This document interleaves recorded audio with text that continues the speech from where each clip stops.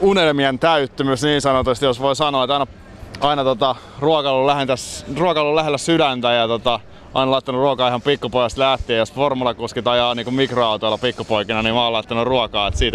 Siitä se on lähtenyt sitten ja tähän on tultu, että tämmösiä palkitsemisia tulee sitten niin onnistumisista ja ihan loistava fiilis. Niin tää on hieno juttu. Se on aika tyhjentävä ja semmonen tunteita täynnä oleva hetki, niin että siinä mietti kaikkia semmosia tärkeitä asioita, että omia lapsia ja avovaimoa ja perhettä ja mietti kaikkea, mitä on saavuttanut siihen, että kumminkin koko ajan ollut tässä kisassa että vahvasti uskonut siihen omaan tekemiseen ja mulla on jokaisessa annoksessa aina idea, mitä mä lähden tekemään ja sit siitä vähän semmosia tuunauksia siihen päälle. Niin.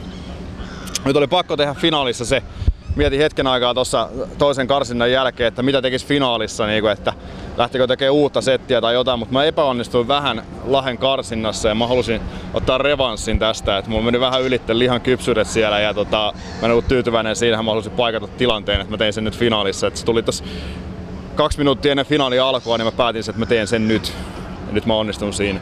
Tää on ihan hauska niin näin samana vuonna, kun ollaan voittu lätkässä MM-kultaa, niin voittaa tommonen poika kotiin vielä, niin ehkä mennään varmaan saunaakin vielä pojan kanssa.